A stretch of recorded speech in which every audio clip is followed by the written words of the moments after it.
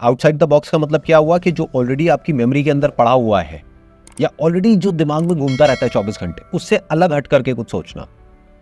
Box का मतलब क्या है?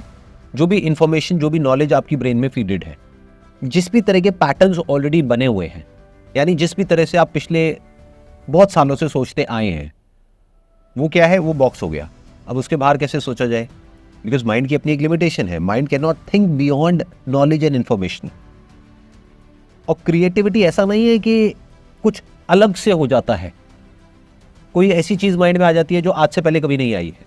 क्रिएटिविटी का मतलब क्या है? The permutation and combination of that information और that knowledge which is already there in your brain in such a way जो आज से पहले आपने कभी नहीं बनाया है। पहले आप अच्छे से समझिएगा इसका मतलब क्या है। रॉ मटेरियल वही है। इनफैक्ट जो नॉलेज है आपकी ब्रेन में और मेरी ब्रेन में वो सेम है।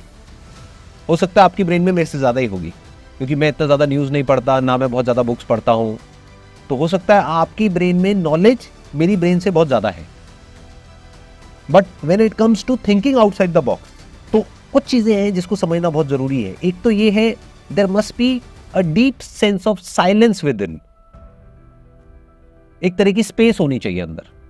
वहां पर आप बड़ी क्लियरली चीज़ों को देख सकते हैं, आप पैटर्न्स को भी देख सकते हैं, और उन पैटर्न्स को जब देखेंगे तभी तो ब्रेक करेंगे।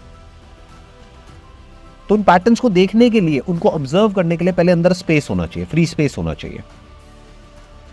अगर अंदर बहुत ज्यादा शोर है, 24 घंटे हम अंदर कुछ ना कुछ बोलते रहते हैं और कुछ ना कुछ सोचते रहते हैं एक ही तरह से, तो द प्रॉब्लम इज कि हमारी ब्रेन का एक पार्ट तो बहुत एक्टिव है, that is left part of the brain, logical brain, thinking brain, analytical brain, practical brain, वो तो बहुत एक्टिव है। बट जो right side of the brain है, दैट इज क्रिएटिव ब्रेन, वो एक्टिवेटेड नहीं है। और क्रिएटिविटी का मतलब क्या है? अगेन इसको ध्यान से समझ लेना, कुछ नया नहीं आता है माइंड में, बट जिस तरह से हम सोच रहे थे उससे कुछ अलग आ जाता है माइंड में। पहले इसको आराम से समझते हैं, क्रिएटिविटी का मतलब क्या। एक गाय है, उसके सर पर सींग है। एक कुत्ता है, उसके सर पर सींग नहीं है। ये इंफॉर्मेशन कहां से आ रही है? 2 + 2 = 4। ये इंफॉर्मेशन कहां से आ रही है? Left part of the brain. एक है right side of the brain, उसमें आप क्या सोच सकते हो? एक ऐसा जानवर है जो एक बर्ड के जैसा है, जिसके सर पर गाय के जैसे सींग है और उसकी आवाज में भी कुत्ते के जैसी है। ये क्या है? Thinking outside the box. अब इसका एक दूसरा चैलेंज आएगा। आपने सोच तो लिया, कुछ भी सोच लिया, but it has to be connected to what you want to achieve in life, तभी तो उसका फायदा है। नहीं तो क्या फायदा उसका सोचने का? What you are asking is कि भाई मैं इस तरह से कैसे सोचूं कि जो भी मैं करना चाहता हूं उसको एक तरीके से अचीव नहीं कर पा रहा हूं।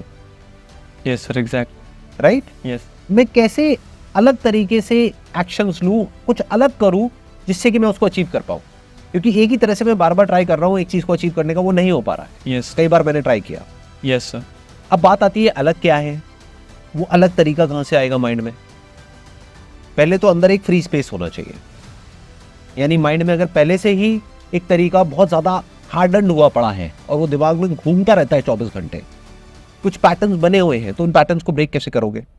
बहुत छोटे छोटे तरीके हैं जिस तरह से आप कर सकते हो। फॉर एग्जाम्पल, एक ही रास्ते से अपने घर से अपने कॉलेज तक जाते हो, इन पैटर्न्स को तोड़ दो। रोज अपना डिसाइड करो कि एक अलग रास्ते से जाना है। तो अब क्या हो रहा है? You are breaking the patterns consciously, not just theoretically but actually.